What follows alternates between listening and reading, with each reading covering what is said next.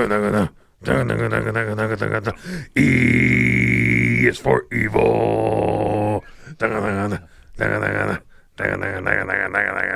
E is for effervescent personality. Hey, everybody, welcome to the Dice Tower. I'm Tommy Vasel. I'm Zee Garcia. And I'm Chris. You have Chris Yee. No. Ignore the last name. Come on, man. You had it. It's hard enough people get confused with my two-letter last name all the time. That's true. Chris E. I'm sorry, it starts with a Y. Yeah, it's a lot. Or it's spelled I'm sorry. Y-E. You have to do two letters your whole life. You have like literal days on us. Yeah. Having to write our names. Yeah. Literal days. Yeah. Yeah. There's time I won't get back at the end because of my longer name. Garcia! No, I did. My son's name is Jim, not James, because I wanted to save him some time when he wrote his name. Yeah. She'll thank you for that someday. His proper name is Jim. Jim, straight up. I did that on purpose. Wow. Because I wished my parents had named me Tom. Because all the time it's a problem now. Right. I go somewhere and they're like, Especially if you go Thomas. If you go buy a nickname too, it's like, It does allow me to know if someone knows me what they call. I guess that's They'll true. be like, is this Thomas? I'm like, yes, dear friend. Click. Hey, speaking of names, let's thank some of our Kickstarter backers from 2024. Karina and Federico Gonzalez from Uruguay. Josh, Yes. Sarah, Jaden Karras, and Elijah Aldrich. Luke, Lily, Mandy, and Skylar Harris. Stephen and Danielle. Taylor, Nathan Tampson, and Aaron from no small the land of the families. long white cloud, New Zealand. Yu Ling. Tyron and Vivian from the Netherlands. Owen and Felicity Gwynn. And Jay You wrote this. Satterwhite. Did you write that? Is that your handwriting at the end? Yeah. Yeah, you bombed it. Thank you, Jay. Thank you very Whatever your much. last name Appreciate you is. guys. Oh, wait, that was my top 10 list. We don't need it. You're good. Make it up. Make it up as you Sorry, go. sorry. Okay. Also, I want to say thank you to our sponsors for our top 10 list. We have Board Game Bliss, where you can get some fantastic board games online. In fact, next week, we'll be doing our top 10 games best-selling from January. So Yeah. come back next week for that. And Grip Mat, which you see a lot in our videos, and a lot of our games in our library have grip mats. Get some fantastic mats to put your board games on. Right. All right. So this is the top 10 that a lot of people don't like that I do, but we do it anyway because it's the alphabet, and we started it last year. And I don't do this because of filler. I mean, well, maybe that's 10% of it. So, but 10 whole percent. I like picking going through these letters because I like us to. Gives you 260 different games. There's no crossovers between one letter to the next. Okay, right. 270 because at the end we will do numbers. Numbers and And symbols and punctuation. stuff, yeah. Now someday we'll lump do it games together. that end in an exclamation point. Oh, yeah. But I think it's good because sometimes it points out letters. And I know that I bet when we get to X, that will have the most views, or J. This is the first letter that's not super easy. E's not particularly hard. It's not for easy. I was looking at my top 100, and I was like, 3 games. Really, I did Yeah. not do that. I should have done that. I should have checked my top 100. That's where I always start, top 100. Then I go to last year. Oh, I don't have to do that now. I usually do my top 100 last year, but we just did the top 100, so it's more accurate. Yeah. But I also rate all my games on Board Game Geek, and then I sort them alphabetically. Okay. I did not do that. I went through games and then wrote down the ones I like, and then I sort of moved them around. So this might not be exactly a one-to-one with the top 100. It was not a hard letter, though. There's a lot of good games with E, and there's a couple of new games on the list, relatively recent games, that are very good that begin with an E. It is a smaller pool, though, so I would suspect there will be some crossover. Yeah. You have to imagine. So, yeah. We'll come back when it gets harder, and what is it? H-I. I will be trickier, and J. I-N-J. But hey, I bet K would probably be a little bit tricky, too. we'll find out. Kalamazoo. Keep in mind, though, we're not doing this every week, too, so don't tune out. We do this once in a while. We do our other top 10s, too. Yeah. So, in fact, we have a cool... Anyway, let's talk about E's. Here we go.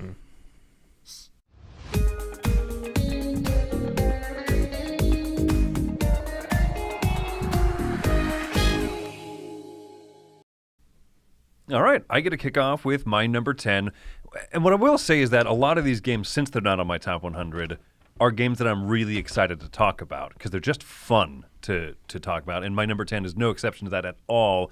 This is a real-time dice chucker, Escape the Curse of the Temple. Escape. As I say, you got to say it properly, Chris. Escape. Oh, man. One of the first games that, probably one of the last games actually, came with a CD to accompany it. Oh, my gosh. The yes. soundtrack. I think the MP3s are online. What is that? I'm all about vinyl. Thank you very much. Oh, my gosh. That'd be great. The game comes with a little 10-inch. Little EP. Don't give them ideas. So, Yeah, it would, too. Yeah. You have 5 dice, you chuck them, and then you're trying to roll different symbols to run around a temple, explore caves or new tiles that are face down, put them out on the map, and then complete different tasks with people to get rid of a certain number of gems. It's a fun central conceit. But the fact that the dice can lock up and you're like hobbling along with 2 locked dice, you're like, I'm good. All 5 of them lock up. You're like, someone help, please. And I'm like, oh, my word, someone go help Chris. Yeah. All in real time. It's 10 minutes, right? Or 15 or whatever it is. 10 total. It's great. Yeah. Yeah. Yeah. I love this one so much. Yeah. Very simple. But I remember this is one of the first big boxes I got, and I played through, I think, every expansion in there. So, yeah, it was money well spent. And they have a big box of it now. An actual, big box. Yeah. Don't. Forget about me. Don't you. Oh, you're right. No, I was going to say, I don't think you should get the big box. I think the base game for this is going to give you about the amount that you'll get back from it. Sort of. It took several plays to get good enough that I was like, okay, let's throw in extra things we have to learn. But this was at a period in time where we were playing the same game a lot.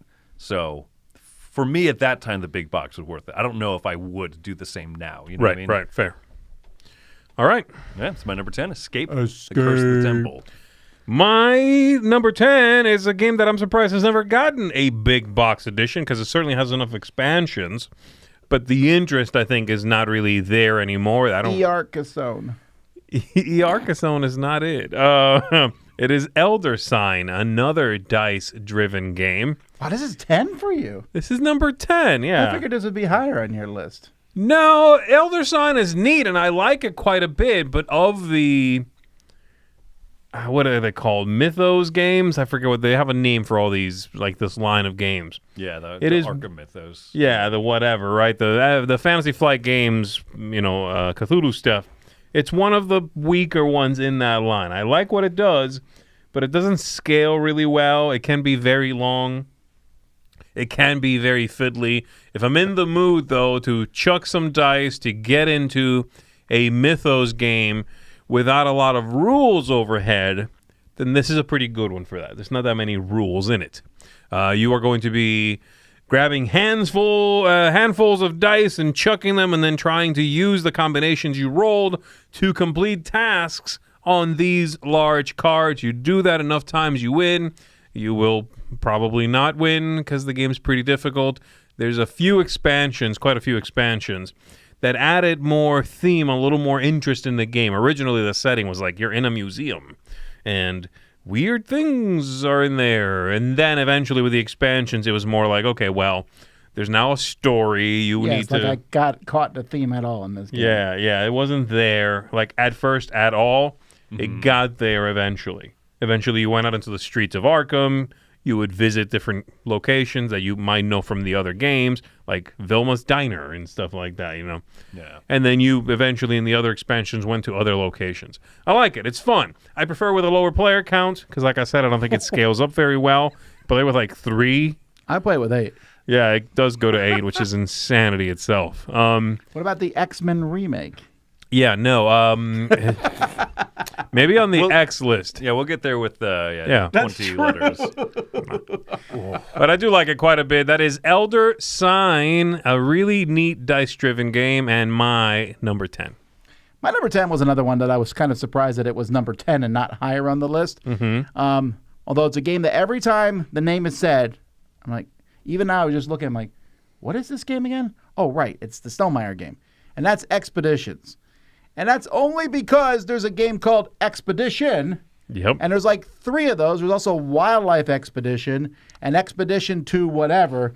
It's a word that's used a lot. So this is one time I almost wish they had called it like Expeditions Scythe. It's pretty wild that he went with such a generic title when he's really good. Like the company is very good at not naming things generically. Yeah. Expeditions is pretty generic. Scythe is simple, but kind of evocative, right? Yeah. Expeditions is kind of not bland, but... And again, it also doesn't even really kind of tell you what the game is about. You're not, I guess, are you going on expeditions? You are trying to look for like the meteorite fell from the sky and corruption has spread. You're going out there to discover that corruption, cure that corruption, and make a little money on the side, I think. Yeah, there's the exploration, flip the tiles. I don't know. It's almost more investigation. It's a really good game, though. It is the quote-unquote card game of Scythe, which isn't quite true. It doesn't scale well like Zee's game. A lot of games don't scale well. It's best with 2, 3, maybe 4. But I like it a lot. It's fast and fun. There's a good expansion out for it that adds more corruption, and I like that expansion a lot. But just as a base game, I found this one to be fun, and it's also very different than Scythe. You know, it's a completely different game, and I like that a lot. So there's a different kind of cadence to it, really. It's just the action selection system I like a lot more. Yeah. Yep. You're right. So that's my number 10, Expeditions.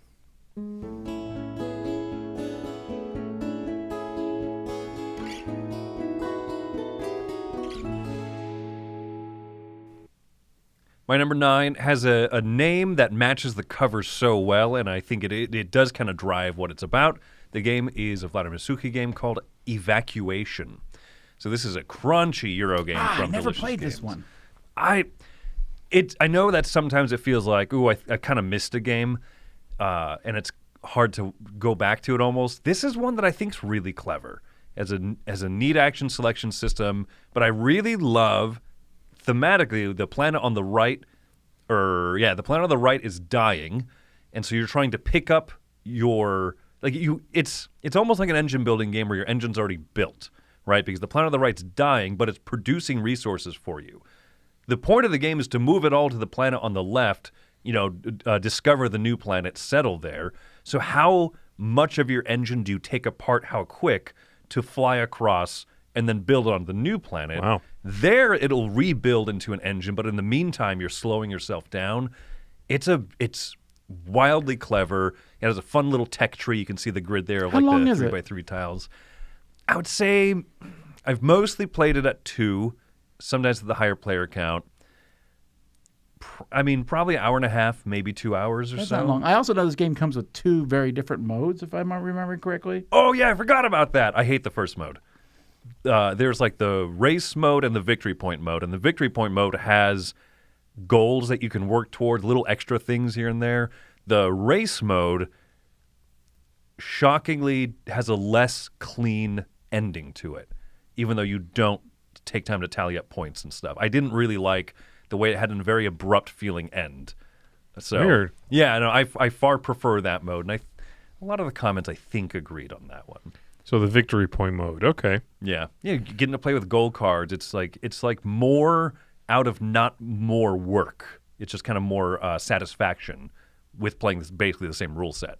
So anyway, yeah, Evacuation's a really neat game. I think you might like it a lot thematically too. If I play it. If you got around It's tricky, to it. right? Yeah. Although I've been doing a little bit of catch-a-palooza over the past couple weeks, so who knows? Yeah, so there you go. Number 9, Evacuation. All right, my number 9 is a card game. I think I played this with you, Chris, if I'm not mistaken, though I don't know if I taught it to you or if you knew it already. This is a card game called Elysium. I you believe taught it we to me. played Another as one a I'm surprised catch-up is so Palooza, low. right? He's a good letter for you, probably. E is a good letter, I know. I got a lot of goodies on here. Elysium is a... He's going to put Deus on here just because he can. When I think of Elysium, I think of Deus, so deal with it. I always do, actually. I do. I don't know why out either. At the same That's time. what it is, right? I think the covers are sort of similar, and then you look inside, they don't look like the covers. I don't know They're why I both about crossed like one. mythology almost a little. So maybe that's what it was. They really don't have any right to be associated with one another. I just do. I have the same thing.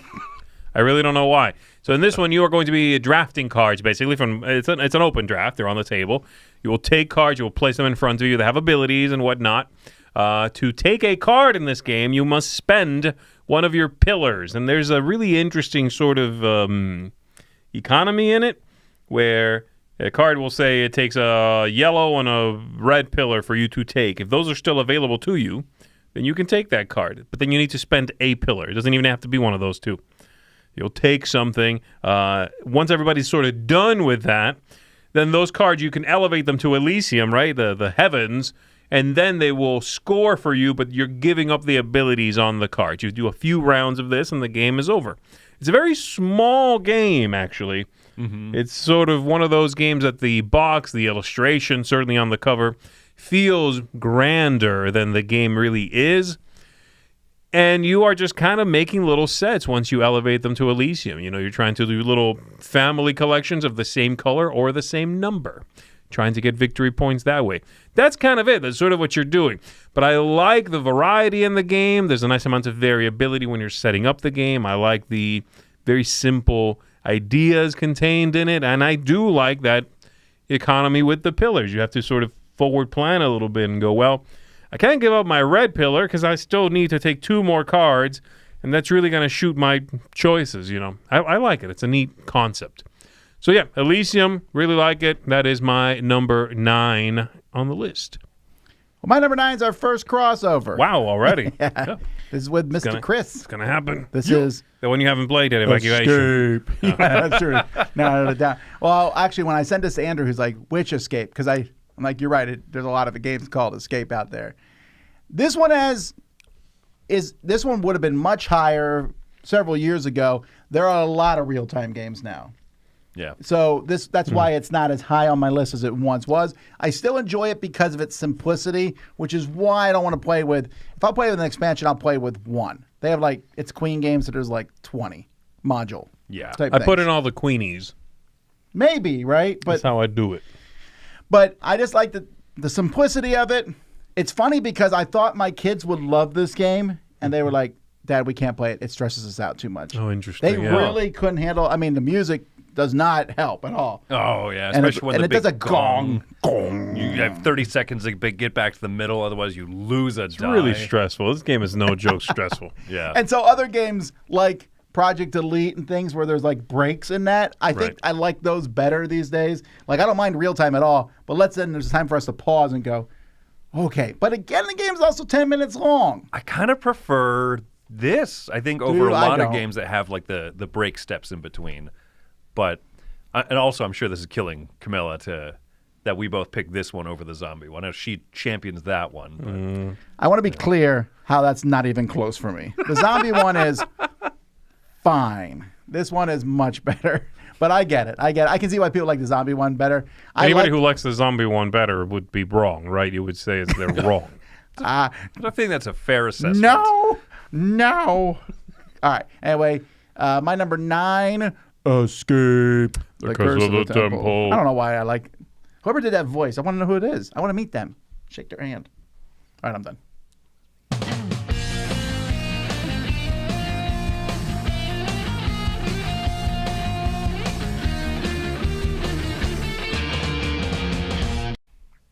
Number 8 for me is one that I don't see getting pulled out as much, even though the year that it came out, it was quite the darling.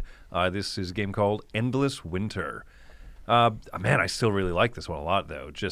There's a lot going on in it, a mix of deck building, a mix of worker placement, only a few worker placement spots, but the fact they all have kind of this chained action, sub-action element to them is very fun. And then at the end of the round, the cards that you held on to and saved, you kind of have this, the eclipse phase at the end of each round. I understand the critique that it's mechanism soup. Yeah. I do really like this stew. I think it's hearty. I think it comes together very well. I also think that this is some of the Micho's best artwork. I think that the creative team here has a really good eye for art direction, and I love the way that it looks so much. Yeah, I don't know that I hate mechanism soup. I like this game. I just think there's one mechanism too many. That's all. I mean, yes, it's a bunch of mechanisms, but maybe it's because the theme is so cool and evocative that actually hurts the game a little, I think. That's interesting. That is In interesting. fact, I would argue that with both this company's big games, like Unconscious Minds and Endless Winter, they both look way more thematic than they are. It's Endless Winters, plural, has an S at the end. No, it's not. I can see it right there. I'm just kidding. Oh, I mean, it's probably true. I mean, here's a general rule, folks. If you don't know how to say or pronounce something, listen to me and do the other. That's a good point. Yeah, That's a good idea. Reasonable. Yeah, I like this game quite a bit. It's not on my list. I have a hard time remembering this game, and I think it might be because of the lack of connective tissue between the theme and the stuff you're doing in the game. I just don't. It doesn't stick for me. I have to learn this game from scratch just about every time I want to play it. And what's funny is, in a lot of ways, there is connective tissue with the theme, but I also can't really argue with that, right? I know one of the actions is hunting, and then there's the animals, and then I remember those aspects of it, and it feels like there's intentionality to the theming, and then I have to sit there and go, okay, but how does it work? Yeah. So there's something that's just not quite fully connected there. So I could agree with that, but doesn't stop me from Great really production, loving this though. game. Yeah, and a lot of fun to play. So that's my number 8. I'm not downing it here. I want to make sure on that. So Right. it's Yeah. good game. Number 8 is winner. Alrighty, my number 8 is a cooperative game, a really interesting cooperative game. Give me one I can pummel. That in which you are trying to save endangered animals, and the game is called Endangered Animals. Hate the theme of this game. Um, I want to be clear. I don't get yelled at. That's a joke. You're gonna get yelled at now. That's it. It's on now. I want the opposite of whatever this is. Oh, okay. You want a hunting game. So in this one, you are going to be rolling dice and then using those dice to take various actions that are on the side of the board there. And then the board just kind of represents, in a fairly abstracted way, that animal population. There's a few different animals you can choose to be the star of the game. In this case, tigers or whatever. The interesting thing is, on those actions on the side of the board, there's only a few that are built onto the map, onto the board. As you can see, there's just 4 printed there. But then the players are going to be supplying new abilities that anybody can go to with their dice. And so in that way, it sort of makes me feel like I'm playing Agricola, the co-op game, where there are more places to go, but the players are the ones putting those out, and we're helping each other. I think I've only played this solo. Okay. I like that concept, and because the characters have their own deck, some are better at some things, and therefore will provide cards that do that thing better, right? Okay. Like there's somebody who is a TV personality, so they have a better time raising money for a cause, whereas the person who is like an environmentalist won't. They're not, they do other things better. Right, but they're bad at marketing. Yeah, right. So I really like that idea. I like the working together in this one. The dice placement is pretty straightforward. You can't go somewhere where your die, when you place a die, it has to be the highest die on that card. So you can go somewhere with a higher die only. And then you're dealing with, the animals, trying to protect them, trying to make sure that they thrive. If you lose them all, you lose the game. There's a few objectives across the top you have to deal with. There's all these interconnected things that you're sort of dealing with. And so from that point of view, it's not Pandemic. And for me, co-op games kind of break down into 2 camps. The ones that are kind of like Pandemic. And then all the ones that didn't follow that formula. I feel a little different. Yeah. You know what I mean? Pandemic's fantastic, so I don't fault anybody for copying Pandemic structurally. This one is not that. This one feels different than that. Very much enjoy it. It's got some neat content that's out there available for it, for some variety. But even just the core box is going to give you a fun time. So yeah, Endangered for me is a really, really good co-op game. That's funny. I've not played this one, mostly because I hate the theme, #nuke the whales, the dice tower. Mm-hmm. But no, I mean, the way that you make it sounds really, really interesting. I love building up spots you can go to, little dice manipulation, dice work and stuff. Yeah, it's good. Okay. I think it would like it. Yeah, I don't know why. Quiz, I just kind of... Yeah, go. What's your favorite animal in this game? Oh, jeez. I'm trying to think. He wasn't prepared for such a question. No, I don't know. The game is the animal. There's a lot of animals. There's a is lot what of I'm animals asking. for one thing. Yeah, I'm trying to think of which ones are the ones that have to do with the coast. Are they seals or Is something? it otters? Maybe otters. There's some that have to where the coast and how close you are to the coast versus how far you are from the coast matters. It might be turtles. Yeah, I don't remember. It's an easy plug-in, though, the animals. It is very yes. And they're very different. They're just not that thematic. It's not, which is why I don't, like if you're worried about it being too kind of thematic. Oh, no, not for at lack all. of like mechanisms, it's not that. It's definitely very mechanical. No, but it still works. It works. But the mechanism sounded really cool. That's what kind of grabbed That's me. what I mean. Yeah, the mechanisms is where it's at. My number 8 is a game I took out of the Dice Tower library, not because I don't like it, but because you can't hear it at a convention, so it doesn't work there at all. And this is a weird game that probably most of you have not played called eBay, the electronic talking auction game. So kids, once upon a time, eBay had auctions. It still does, but most eBay now is a buy it now type thing. You go to eBay and you're like, it's $17, or make an offer. But back in the day, there was auctions, and so this game comes with cards. And in fact, a very recent game called Nocturne takes the same mechanism this game has, where you have a bunch of cards with different bids on them, and the device will tell you. I think it's a 30-minute game, maybe a little bit less, and it will say, okay, there'll be 3 cards up for auction. Bid on one of them. Say, blue player bid. And you put a card into one of them. It has to be higher than the last person's card, and then you press the button to show that you're done. If you don't press it fast enough, you don't get to put the card out. And there's one card that like always wins, so you can put that card in. But whoever, at certain random times, all the auctions will end, and whoever has the highest card on each one wins it. But then they also lose that card. Huh. You've never played this, right? No. It'd be a good catch-a-palooza if I still had it. I mean, it sounds all right. You know what I mean? The biggest Bet you problem could with find the it game, online. yeah, pretty cheaply actually. On Amazon. Yes. The biggest problem with the game is that the auctioning is really, really good. It's that the items themselves, there's 3 of every item in the deck, and they'll show you the estimated value, which Okay. is either that value, double that value, or half that value. So if you Okay. get one and it's half the value, the next time one comes up, you're like, I will bid on this because I know it's worth money. Got it. Well, so there's a little bit of, I guess, randomness in that. Sometimes you bid on a $1,000 thing and it's $500. It's a very Fadooty sounding game. Yeah, but it Yeah. actually works really well. I was very happy with it. Huh. So, Okay.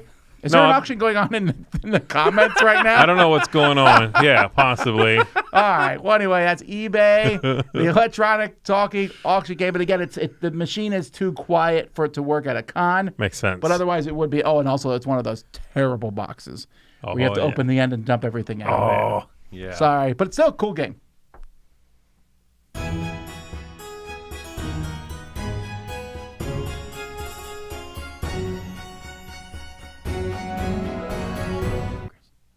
Hey, it's crossover time as Tom whispers sweet nothings in my ear.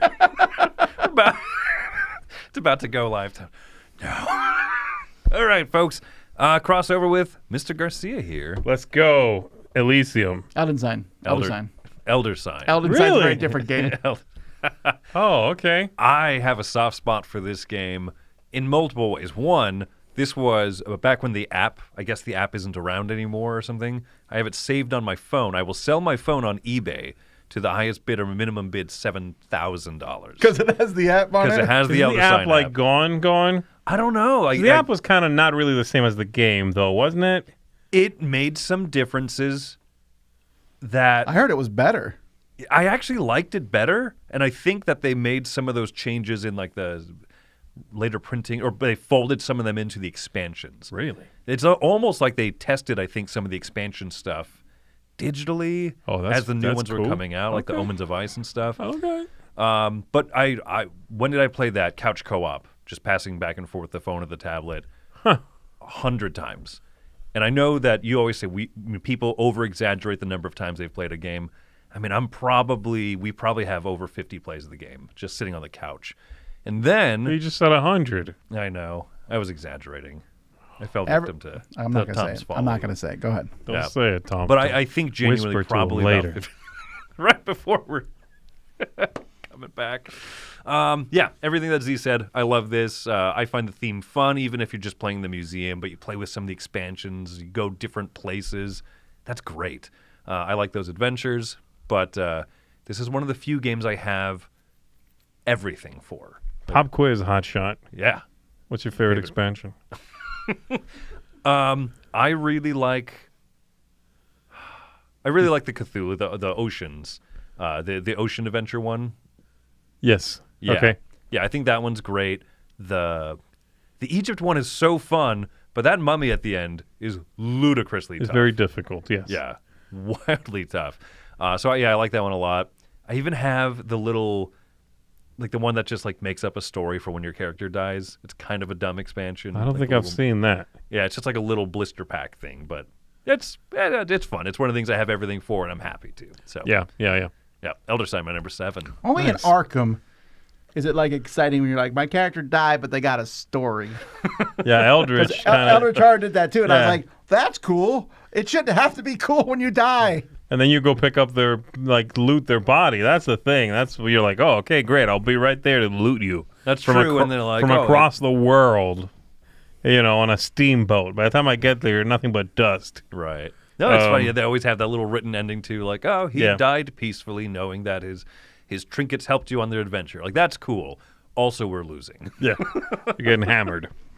All right, my number 7 is, speaking of Fantasy Flight Games, this is from somebody who used to work at Fantasy Flight Games, and it sort of feels like one of their LCGs in many ways. This is Earthborn Rangers. Earthborn Rangers has a similar vibe in many ways to, like, say, I don't know, the Lord of the Rings one a little bit, one of those games. But it's certainly its own thing. You have a character. That character has a sort of influence, if you would. I don't know what it's called, in 4 different colors, as you see there. And you are exploring this world. The game is pretty expansive. There's quite a bit happening.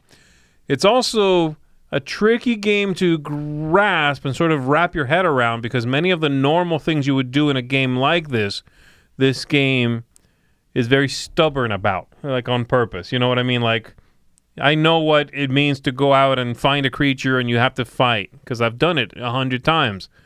In this one, you have to calm that creature, and that works differently. And I'm like, wait, hold on.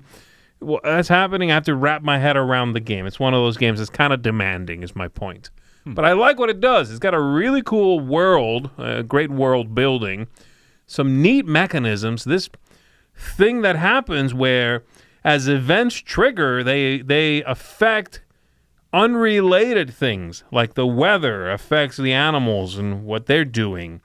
And sometimes those things seem to be chained off of each other to make the world feel alive. It's a nice way to do that. I like this one quite a bit. It's got some deck building in it. It's got some neat stuff going on. Something's buzzing very loudly. Sorry. It's spam. Yeah, pick it up. Yeah, I like this one. It's a fun game. If you've never tried it and you like living card games, especially the co-op ones, this is one I would recommend you try your hand at to see what you think of it, because while it shares some of that DNA, it's its own beast in many ways. My number 7, Earthborn Rangers. It's a campaign game, too. I'm surprised there's not an expansion out for this yet. It's coming. Ah, okay. It's not, it was GameFound, I think. They had it on GameFound. It's just not out yet. Okay. Number 7 was a game that Z was eventually going to teach me, but I gave the up. designer taught me first, actually, which is a rarity for me. Okay, name dropping much? I am. Well, that's because, talk about names. The first version of this game had one of the most generic names on Earth, Imperial Settlers. But this sequel to that, Empires of the North. I was supposed to teach you Empires of the North? Well, What are you talking about? You always play all these games. I just happened to play it with Ignazi before. All right, well, you know what? Fine. I like Imperial Settlers fine. It's a fine game. Empires of the North is a very good game. And it's one of the best experiences, if you're looking for a game, so this is going to sound weird, like if you want a Euro-style CCG that's not collectible, but where you take a deck and it's different than other people's decks and has a very different feel to it and lets you each round of the game do more and more cool stuff, this is exactly what it is. This is an engine-building game where you don't have to figure out the engine. Your deck is that engine. And how you play it matters, but what I'm saying is you don't sit there and go, man, I hope I find a cool card. No, every deck in this game is made to do something cool. Right. And each round you have more and more resources you're getting and more actions you're taking, and it doesn't go too long. It's just a very good game. I don't know how many decks are out for. 4 come in the box, and then there's more than that in the box. Oh, there's 4. Yeah, it's a weird thing they did. They have 4 factions, I think, in the box, but each one has 2 decks. 4 like regions of the world, and each one has 2 decks. Yeah, so whenever they would say, here's a new region of the world, here's 2 more. And they started going alphabetically, and we knew they were never going to finish, and they didn't. No, yeah, it was like Egypt, barbarians. Yeah, they ended around E or F, I think, or something like that. Yeah. But there's still a lot of content out there for this game, and I think it plays more than 2 players, but it's so good at 2. Yeah. Like, really good at 2. So, Empires of the North is just a very fun game for me. This is not one that's on my list. Oh, really? Is it because you call it Age of Empires? Because it's called Imperial Settlers, Empires of the North, like on BGG and everywhere. And so you missed that? Yeah, that's just not. Oh, okay.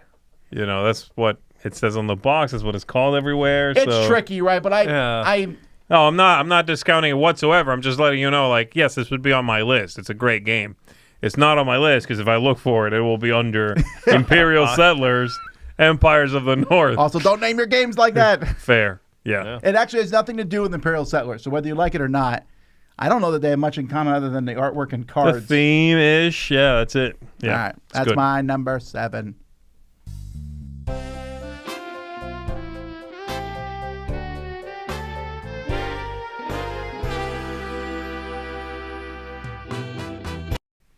I guess we got spoiled for an I later on in Zee's list. Yeah. Guess so. Unless the eyes are that much stronger. Yeah, no, it would be on the E it. list. The I list, it gets shoved right out. There's so many good I games. I. iRobot. Hey, they're doing a sequel, I heard. Anyway, continue. Really? Yeah. All right, my number 6, I'm going to assume that this is a future crossover. This is the original area control game, El Grande. We did this one at a Ketchup-Palooza, which is the first time that I had played it, maybe 2.5 years ago or so. Wow. And then played the new edition here. I really like this new edition a lot. I don't know. I like how colorful it is. But my favorite part is, it's area control. You try to put your people into the different regions. You want to have the most, and it scores for having the most there. First, second, third place.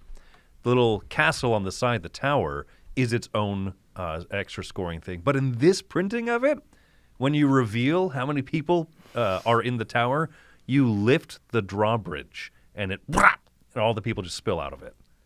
I don't know that I played this version. It's great. It's in the library. Yeah, come on. It looks so much better than the original. Hey, Mr. Spanish speaker, is this a legit one for E? Oh, yeah, this is the question, right? That's interesting. Yes, it is because it's in English. I mean, because it's an English printing, but no one's gonna look it up in the library and go, it's Grande Cava L. No, That's just not gonna happen. No, it's called El Grande with an E first. Yeah, that's fine. Yeah, that's the thing. The Grande. The Grande. Normally on... Wait till we get to La Havre. But yeah, we're putting the whatever game on, like, if this was called The Grande. Yes, the and us I've been disregarding. Yeah, yes, I would put those on the G list or whatever else. So yeah, that's the... I was like, you know what? I'm going to fudge it. I don't care. It's No, it's definitely on the E list. Yeah. No, I love this one. It's super neat. And yeah. What was it? BG is a G game now. Now. Yeah, I mean, I get it. Also, if I'm on the G list, then I'll put it again. Yeah. Double dipper. That's weird that they put it on the G list. That is weird. I mean, technically, I don't know. Does that... In English, this is called El Grande. In Spanish, if you go to look up a list of things in alphabetical order, does L being in front of something, do they do what English things often do? Yeah. Put it at the end, comma at the end. Okay. Yeah. yeah. So, I mean, yeah, if I lived in a Spanish-speaking country, yeah, this belongs on the G list, I guess, right? I don't know. Yeah, right. This is legit. Absolutely. All right, well, there you go. That's my number 6. Man, a game I love. I assume that will be talked about later. Maybe. He loves it. Where it belongs. Tom loves it. Is it a G or is it an E game? All right, my number 6 is a very, very new game. It's a vibrant, attractive little game, and one that looks like it might be for little itty-bitty babies. But it's not. It is called Explorers of Navoria. Explorers of Navoria is an end game. If you can't read the Explorers of, then it's an end game. In this game, you are going to be, it's a kind of a worker placement tableau building game. It has 2 main phases, one of them being pulling workers from a bag and then picking the one of the couple you pulled and triggering that thing. Triggering it gets you a card. But then the second half, you are taking the ones that did trigger and moving them from this sort of stack you built over to do some worker placement on the board and getting you resources, getting you victory points straight up, moving you along various paths on this adorable little kingdom, trying to get, of course, the most points possible. I like the simplicity of the game. It's pretty straightforward. Easy game to teach, sort of not too many moving parts. I love the artwork of the game, but I like that it's enough to keep me very engaged and interested. And I'm always like, ooh, okay, well, hold on. How do I get this combination? What card do I take? I love cards with powers, and this gives me that feeling a little bit. And yet the whole thing is quick. It's 3 rounds. Take like 45 minutes, and I feel like I played a whole game and a bigger thing. I really like this one. It's fun. It's engaging. I'm glad. I was worried. I remember when I first saw the cover because I had recently played a couple of other games that had very cartoony looks like this and had let me down. And you kind of, lately, it seems like you never know from the cover if you're getting a very serious game, a very goofy game, especially when they look like this. I'm guessing, Root has put that fear in me. I'm glad. Root put the fear of God in you. Kind of did. I'm like, it could be anything from like Gloomhaven if difficulty to Sorry, I'm glad this one is where it's at because I really like what it does. So for me, Explorers of Navoria, great game, highly recommend it. My number 6. All right.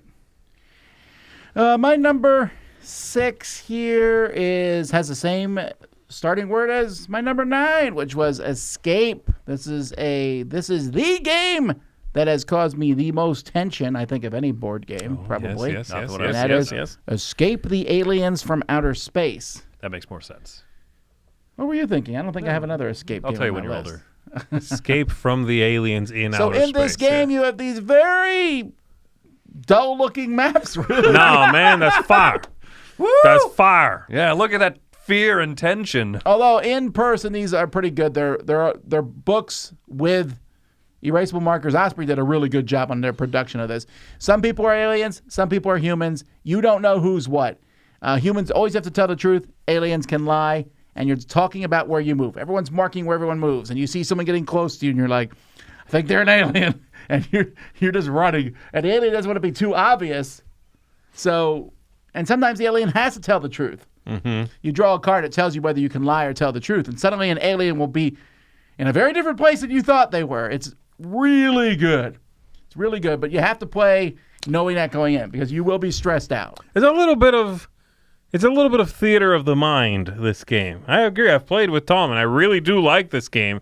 It's not one I think of, like, ever. But playing it is very thematic. It is very tense. You're right. But the game ain't happening on this board. It's happening kind of in your head. Yeah. As you're imagining people closing in, the noises in the air ducts kind of stuff. It's a neat game. Yeah, and you finally get to an exit, then you draw a card. You're like, whoops, gotta keep moving. Yeah.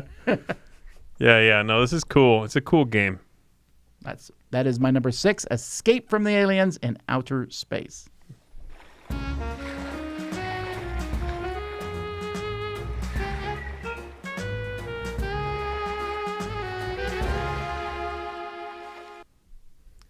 Number 5 here is the only entry on the list where I went the extra mile.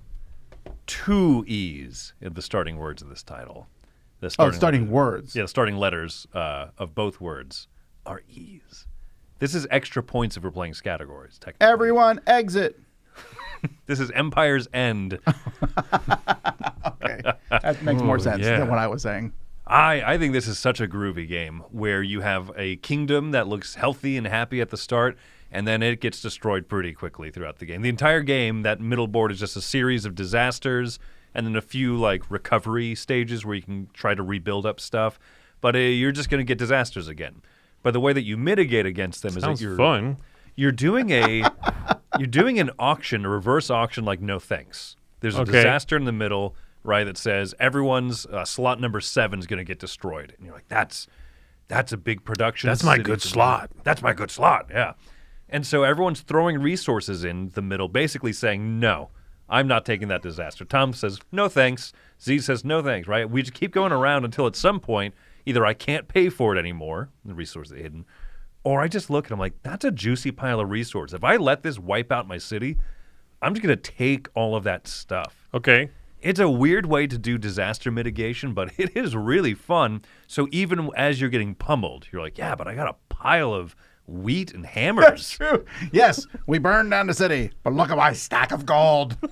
Interesting. I did not realize this game had like a no thanks type of mechanism at its core. You also get bonus cards when your stuff gets destroyed, and it helps make your other cards better. Okay. It's a weird, funky give and take. You cannot lose everything; you'll lose the game. Or win. You can't win all the auctions, or you'll lose. Yeah. Like you can't let your whole city burn down. Because we know somebody who tried to exploit that. You can try to figure out who it is later. And they lost terribly. And great. I'm still very happy to have seen the end of that one. But it's weird. Like when you take a disaster, when you let it hit you, you take that card, you upgrade a slot like Space Base. It looks like, I was going to ask you because the board looks like Space Base. Yeah, it's a John I know it's not as one of his, but it's like no thanks meets Space Base meets disasters, like in the Year of the Dragon. Yeah. Interesting. I've never played it. It sounds kind of fascinating. Okay. It is, but it's not going to be everyone's cup of tea, for sure. I agree, but it is mine. I really like it. That's my number 5. I know you hate disaster stuff in games. Do you like this game? I like it. Not as much as Chris. I think it's fine. Is it because you're a John DeClaire fanboy? No, because I hate some of his trash he's made. Sounds like you're overcompensating for being a big old fanboy. It does. No, I don't love him. No, I like it. You just have to get into that mindset of destruction's happening to everybody all the time. Mm-hmm. It's kind of like Galaxy Trucker. I go into it fully expecting my ship to get blown to pieces. Yeah. So it doesn't bother me as much because you know it's going to happen. And when you're like Chris said, you're like, well, I just let all those people's houses burn down, but hey, the granaries are bigger.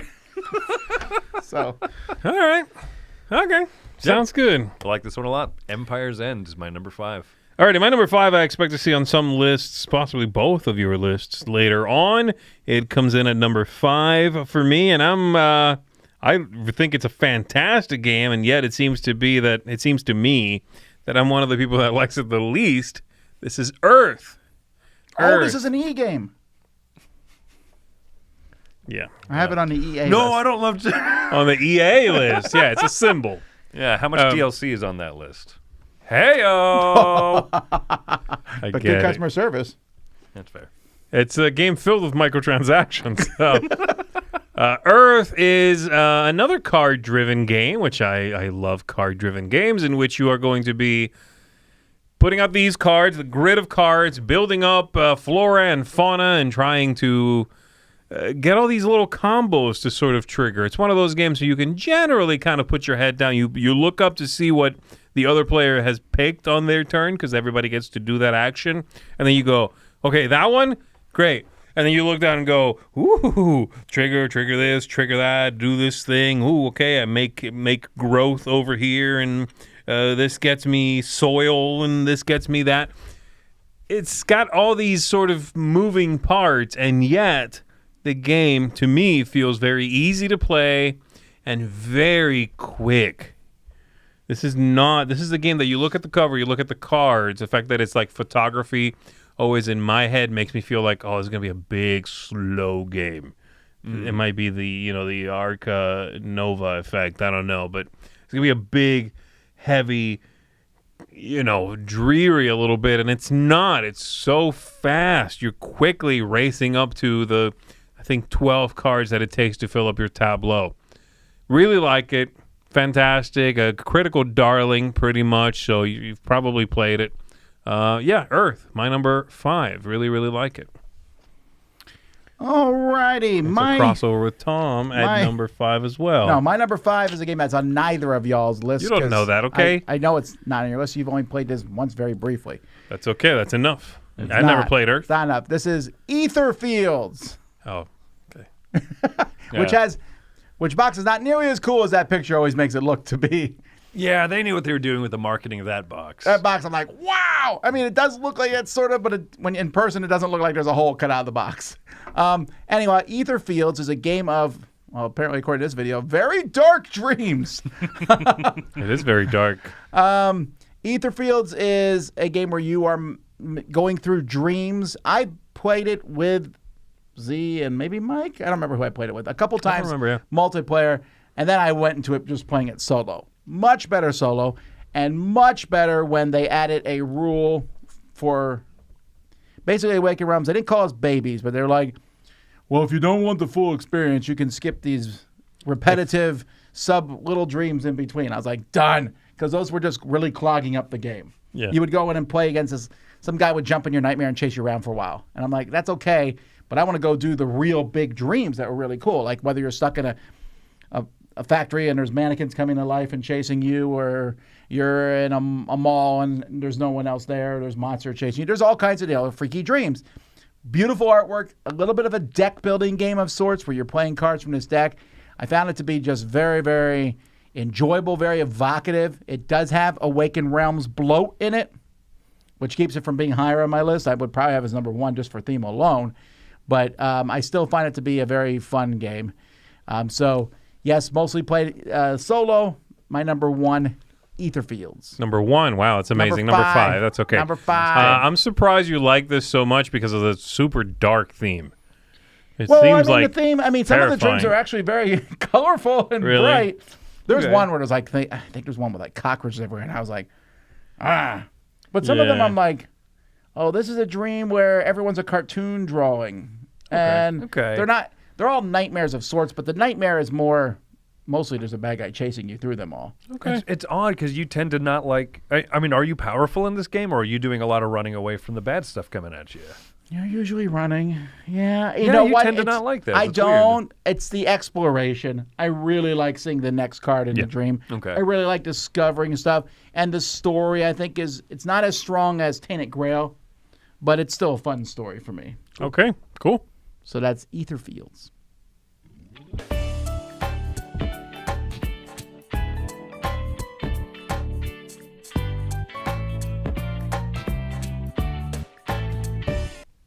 Number 4 for me is one of my all-time favorite push your luck games, and it's funny because I've put it on.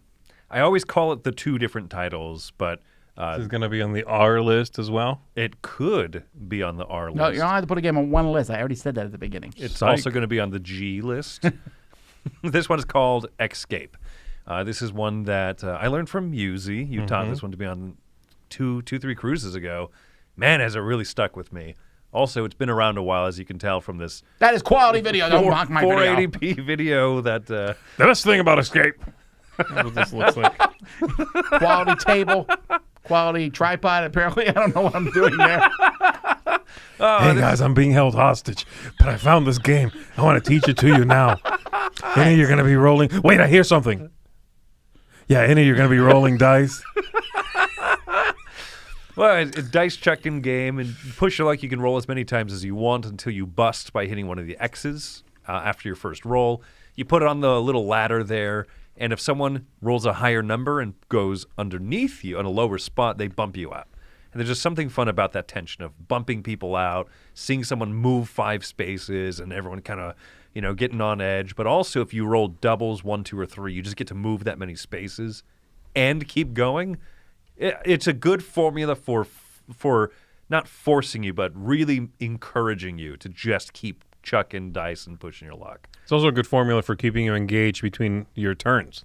Absolutely. Yeah. You know what I mean? I It's so interactive. That's one thing that Knizia has done in a few games, but it's really clever.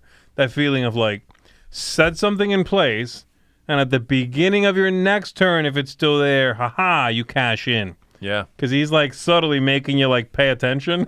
You know? It's really smart.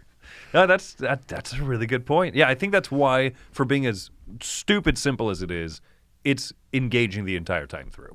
So yeah, I love this one a lot. And there's a different printing called Rapido, which has a theme as opposed to the theme of X's. No, look at those people. They're trying to get out of something. Yeah, There's something coming. They're running. They're escaping probably from that cartoon world you were talking about. They're getting away from ether fields. There you go. My number 4, Escape. All right. My number 4 is it's a world-building game in which you are going to be growing, I guess planting and growing trees and letting the sun shine on them for glory and victory points. This is Evergreen. Evergreen is a card drafting game. You're going to be taking cards, and those cards are the ones that allow you to plant trees, put out different features, basically, on this planet's surface. At the end of a full round, then the sun, which happens to be at the very top right there, it's the big yellow thing if you didn't know, is going to shine down on the planet, and every tree it hits gets you some number of victory points. But that tree might also cast a shadow on the ones behind it, keeping them from giving you victory points. Then the sun will rotate around the board, and you'll play another round where you plant more things, and you have to flip-flop your mind because, oh, wait a second, now this tree's not scoring. I was kind of going for this big thing over here, which I just blocked because the sun moved. I love that simplicity. Mm-hmm. It's a very clean way to force you to kind of do 4 puzzles in one sitting a little bit. I like everything going on in it. At the end of the game, you're going to be scoring also for like a big group of trees, so you can go for that too. Really neat. Love the clean look of this one. It's a very like, I don't know, just minimalistic in a way. The whole thing feels fresh. It makes me feel like I'm playing with something very clean. Yeah. Really like that feeling. So, yeah, for me, Evergreen is a fun little Euro game, kind of family weight, quick and simple and elegant. And that's why I like it. Anything that has that draft, like open table draft, and the leftover thing matters is great. Yeah, because really then the last person feels like I have some power. Yeah. I love that in any game. Yeah. So there you go. That is my number 4, Evergreen. My number 4 is a crossover with Chris, and I agree. It's a G. It's an E game. Sorry, went the wrong way. It's a G. El Grande. It's a big old G. It's the OG. To me, the one thing about this game that has never been copied, I mean, the area control, that is a big deal. Everyone knows about the area control, but the card system's so clever. Play that low card, get less benefits, but you get to go first. And play the high card, get more benefits, but you're going last, or the vice versa. I can't remember. Actually, I think it's play first gets you less, but you get to go first. Anyway, the combo of the cards, and there's actually a decent expansion where the cards are combined together, which I like that one too. Okay. That one's not in this new printing, unfortunately. I've been curious to try it. Yeah, but I think it might be for the best. The game's already a little tricky to teach people just because that card system's so unique. Most people haven't come across. They understand the area control thing. Yeah. They don't understand the card play as much. Which is funny because when this game came out, both of those things were new. Right. Now you play it, and it's just a card game thing that's weird. The area control, you're like, yeah, okay, I got it, area control. It's like, no, that was like the new thing. And the cards, you know what I mean? There was the castle. Anyway, sorry, the pieces came out. That made me so happy. Nice. Well, that is it. Well, I think that was you the one dropping them there, aren't you? That is me, yeah. So that's my number 4. Do it again. El Grande.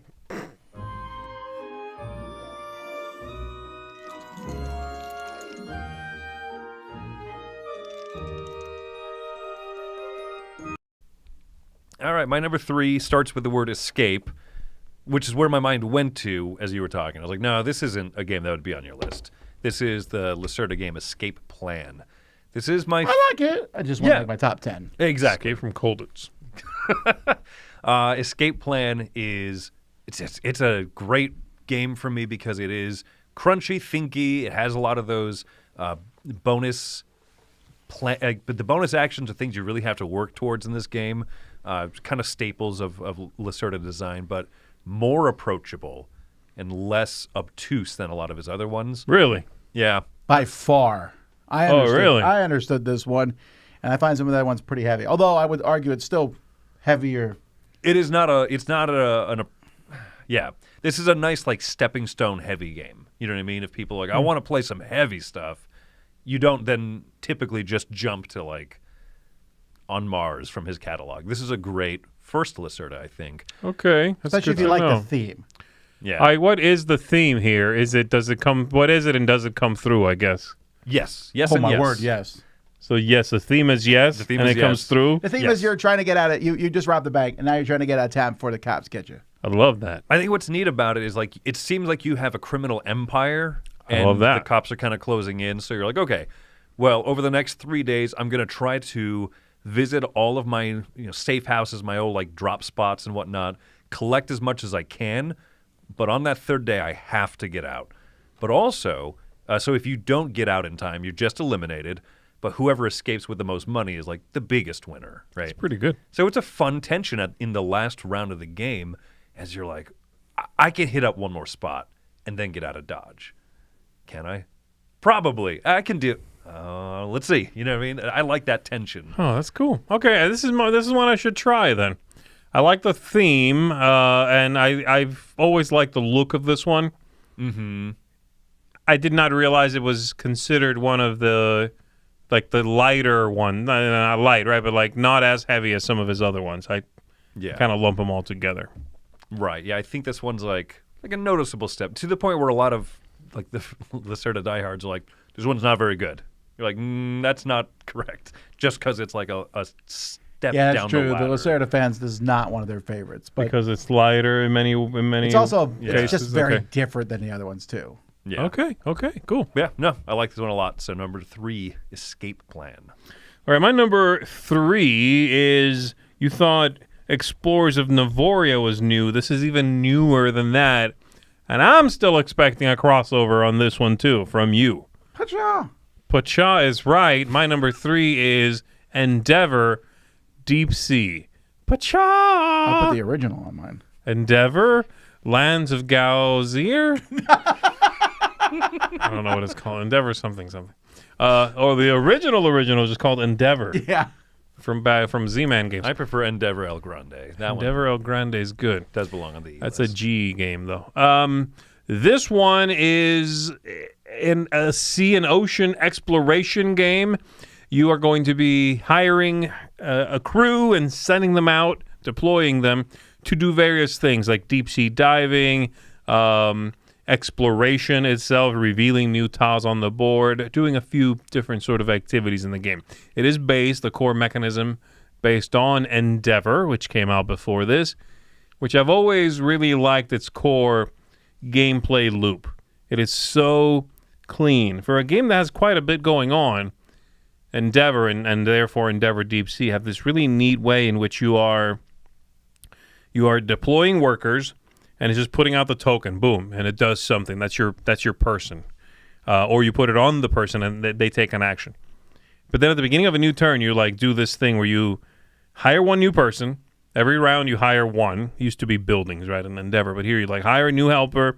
You gain new tokens, and you recall some tokens from the people you spent last turn so that you have those things back. Plus, you cleared their worker activation spot, and you can trigger them again. All of those are tied to tracks on your board, and if you let any one of them slack too much, you really start to feel that pressure. Yeah. You know? Okay. It's like you can go... Have you played this, Chris? I've not yet. Oh, no. okay. This is what I do want to check out, though. So if you like are doing really well on hiring, you're getting high-level people, you know, before you're ahead of the curve, and you're getting a lot of tokens, but you're not refreshing your workers, then they're not clearing off. You cannot re-trigger them.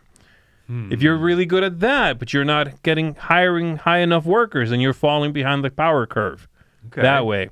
It's really neat, or sort of it's a juggling exercise a little bit, and it feels so good, but so it sounds more sort of convoluted than it is. It is one of the cleanest Euro games mechanically to get across, to understand why something's good and something's bad. Really like this one.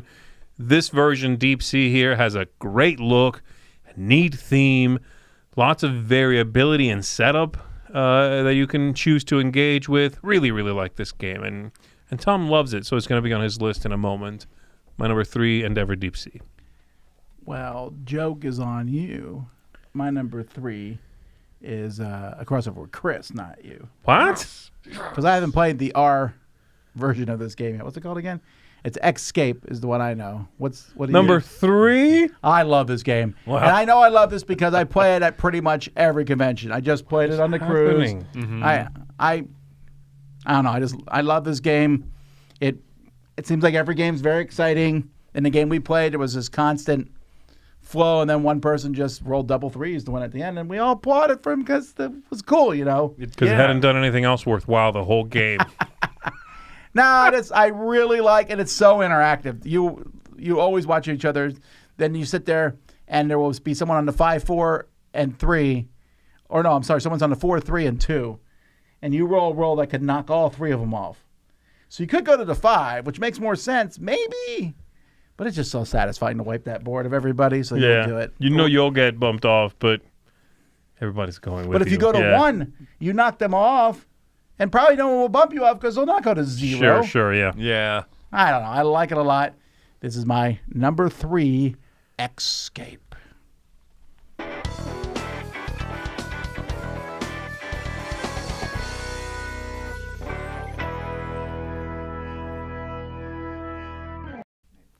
Number 2 is fairly new to the list here. It wasn't on my top 100 before, but I very much anticipate that it will be. This is a new game from Shem Phillips, Sam McDonald. It is Ezra Nehemiah. So this is one of the newest Garfield games. Oh, wow, okay. This is in their ancient anthology line, meaning it's not one of the North or South games or anything. This one looks very intimidating when you see the full board. It looks very busy. Everyone has their own little player area, and there's a board that looks so busy. And then you kind of break it down into the fact that there's 3 sections to the game. You play out a card onto the bottom of your board that has either red or blue or gray banners, and they correspond to the 3 different sections of the board.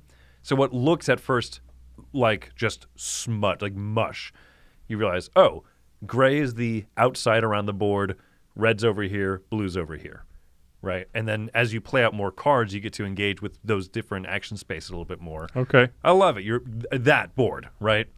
That looks so overwhelming. It's a whole lot. Yeah. And then you It realize, looks like all his other boards almost. Actually, maybe more so. I think it looks busiest, right? And so you realize, oh, gray actions means either take resources from the outside or build a card in that spot if it's empty. Red means dedicate priests to the temple and build it up. And blue means do research. And I think that within those kind of, in that simplicity, I'm simplifying it, but within it are such great choices and a very fun engine to be built.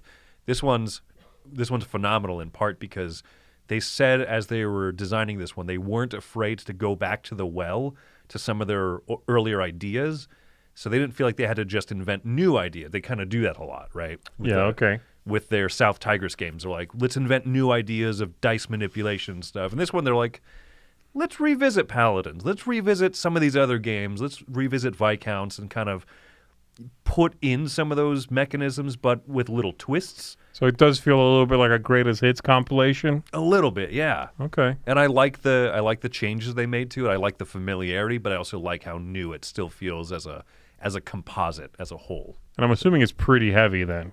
It's if still taking from that stuff. Yeah, it's still going to be a pretty heavy game, but I like the way that it tickles my brain. Pop quiz.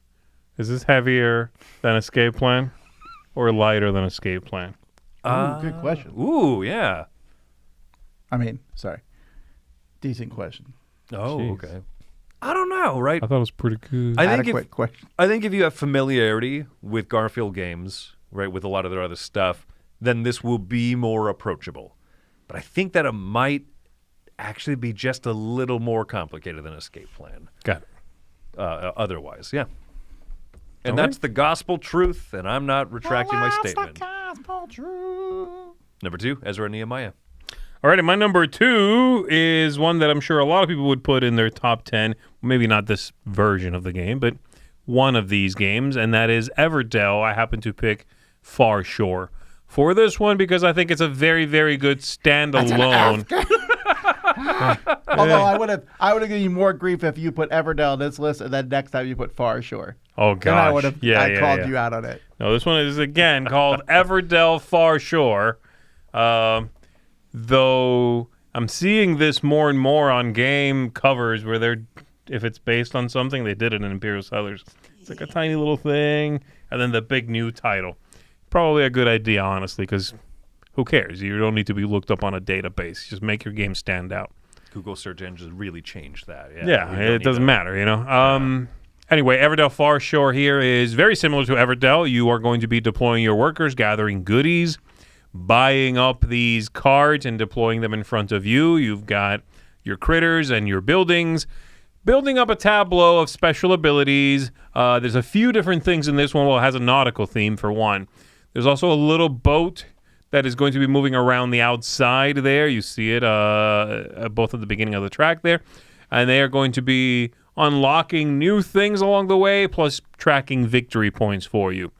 One neat thing I especially like in this one that they reworked from Everdell is the concept that in Everdell, a specific building lets you play a specific critter for free. So like the chapel lets you play the priest, or I forget who goes with what, but for free. If you already have the chapel, hey, look at that. I put a little token on there. I play this one for free. That's cool, but in a big deck of cards, it doesn't sometimes work. In this one, the limitations are lifted off a little bit, and you can basically play almost any critter for any building for free, but only 3 times over the whole game. And then you're out of that ability, you know? Okay. And I like that more. It lets you sort of decide, I really want this character. I really can't pay for them. I'll use one of my 3 times to put them out for free, and now I have access to something cool. I really enjoy that. So anyway, yeah, Everdell Far Shore is really, really good. Great standalone core box. If you are not someone who has the itch to get expansions, then I think this is a really good jumping on point. And you can just get this and be done with it. So there you go. My number 2, Far Shore. All right, my number 2 is a crossover with Zee Garcia. Spoiling my list, jerks. Endeavor Deep Sea. And this almost shot to number 1 because I'm really loving this game right now. Yeah, everything Z said. The Endeavor system is really smooth. Combine it with really fun deep sea diving theme. I love this theme so much. And just how every tile, mechanically, the tiles aren't particularly different, but the artwork and stuff is very different in them, and it just plays so smoothly. Building a little engine, getting it done quickly, it just, I really enjoy this game. Yeah, everything about it. Good. It's It feels smooth, good. it's fast. Yeah, my number 2, Endeavor Deep Sea.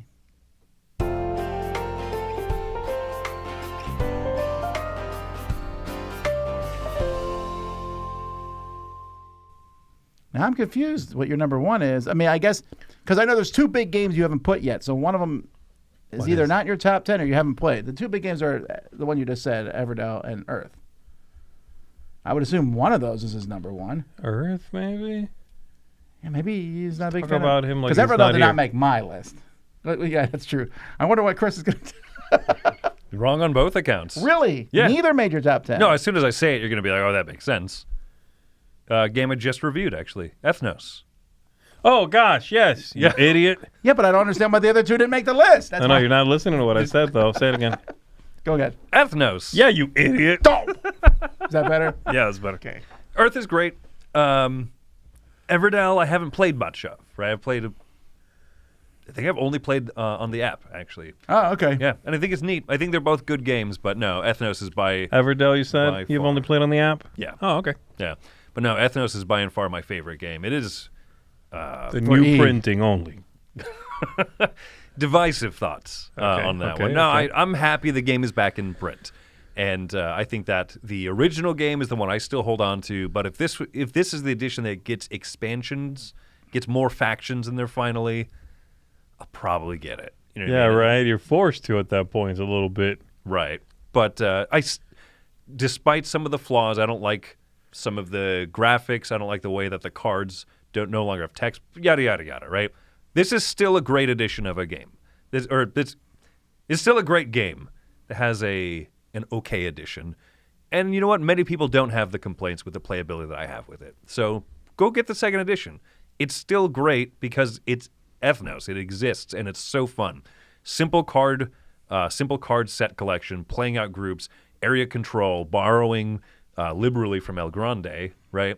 Sure. But, man, the combination of card powers and very snappy turns. This is, to me, the essential example of quick, snappy turns, right? Yeah. Although sometimes very stressful. Like I'm like, oh, I have some plans, and then the third, what's it called in the game? It's just Dragon again. Oh, it's still Dragon. The third Dragon comes out, and you're like, Yes, it's great rising tension at the end. Absolutely. Every time, yeah. Yeah, when it gets to the point where everyone's just like, card, you're like, stop drawing cards. Yeah. You're like, stop. I got one more thing I need to do. yeah. Oh, I love this game so much. So, yes, buy either edition. If you can find the old one, it's still my preferred one. But like I said, as soon as expansions hopefully actually come out, then, yeah, I want more stuff. So, I love it. I'm surprised that the designer Paulo Mori here has never reutilized that really clear and fun system of collecting cards into your hand, but then once you do something from your hand, you got to dump the rest of the hand. Yeah. You know what I mean? Because it's like this, like you know, in most games you're like grabbing cards and that's good. You want to have a big hand. In this game, you kind of don't. Imagine You want to have a ride. like, yeah, you kind of want to have like a very specific hand and nothing wasted above that. Because everything you waste, you make available.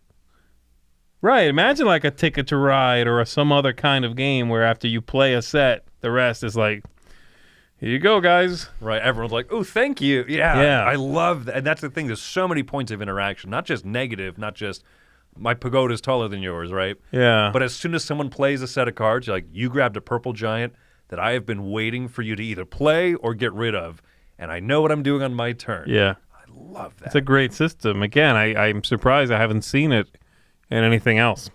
Yeah. All right, my number one. You guys have any guesses as to what my number one is? well, it's not Ethnos because you would have just said it as some sort of funny joke. Wow. Idiot. Playing him to type. Eldritch Horror. No, not Eldritch. Oh, well, let me look at my other ones I didn't put on my list. Oh, okay. Maybe it's a crossover.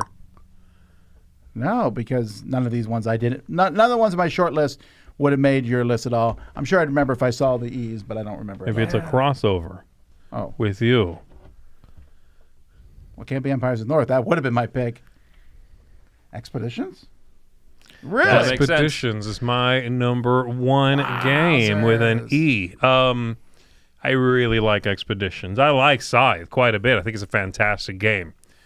I think Expeditions is a better game for me. I don't know if it's a better game. What's that mean anyway, you know? But for me, Expeditions is a better game. It is faster. It has a clearer drive forward. It's probably a worse design, honestly. At the end of the day, I think as far as like, you know, stand up and clap for a game design, this is probably a worse design than Scythe. I actually agree on that. I think I might like this a little better too, but you're right. Yeah, but I don't care because I don't want you to stand up and clap for your game. I want to play it. You know what I mean? That's what I want to Just do go with play Go. I just want to play a good game that I like. I don't care how like sort of, you know, good it is. And for me, this Sings is exactly what I want. It's pretty fast turns for so much happening. Moving around your mech, grabbing new cards. It sort of has a deck building feel a little bit, but there's no hand of cards that you're holding. Everything's on the table in front of you.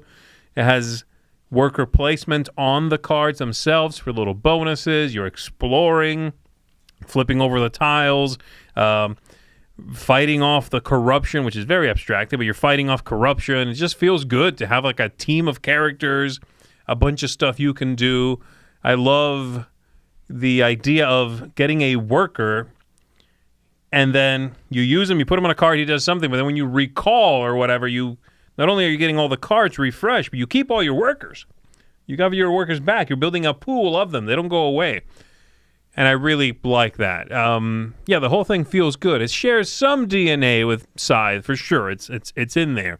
But it's also its own beast, and it's not one that I could say to people, oh, if you like Scythe, you'll like Expeditions. It's not one that I can say, if you like Scythe, you'll like this better. I can't. I think there's going to be, it's more divisive than that, you know? Mm-hmm. You got to try it. It's hard to predict this one.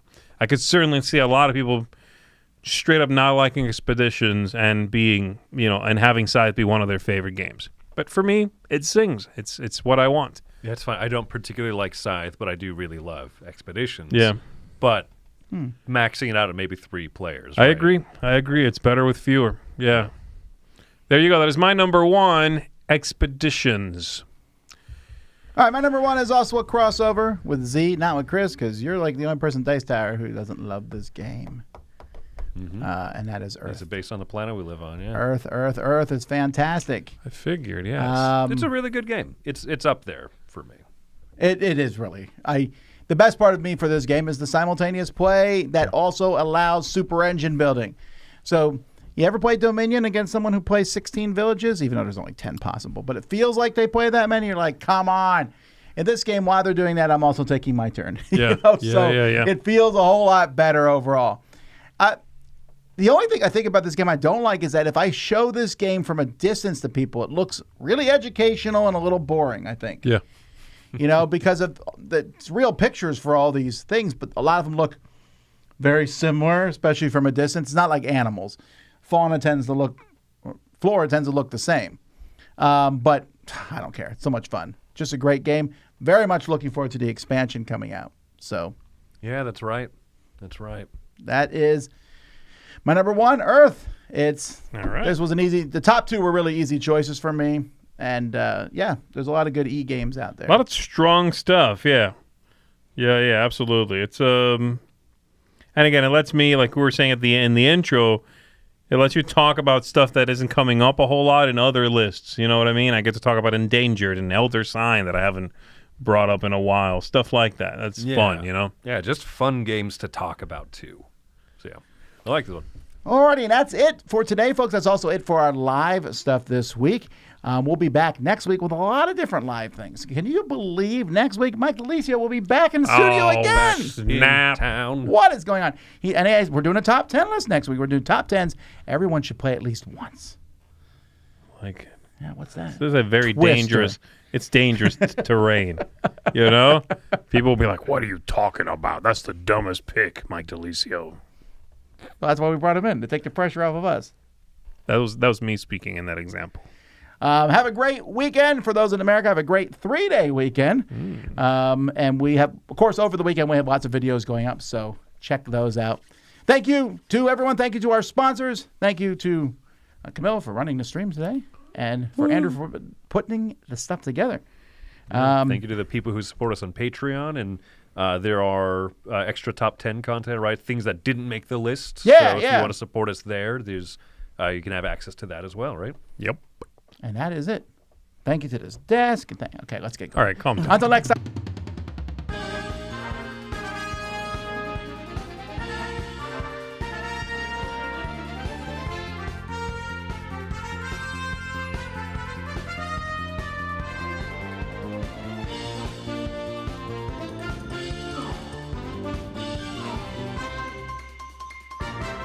Hey everybody, thanks for watching another video on the Dice Tower. Hey, do you want to know what's going on with Dice Tower? Do you want to know about our events, our cruises, special things that we're going to do live in the Dice Tower? Subscribe to Dice Tower Digest. Go to DicetowerDigest.com. It's a newsletter that we send out bi-weekly. We won't use your email for anything else. It's just to get you some information about the Dice Tower so you'll be up to date. Thanks for watching. You and I look exasperated.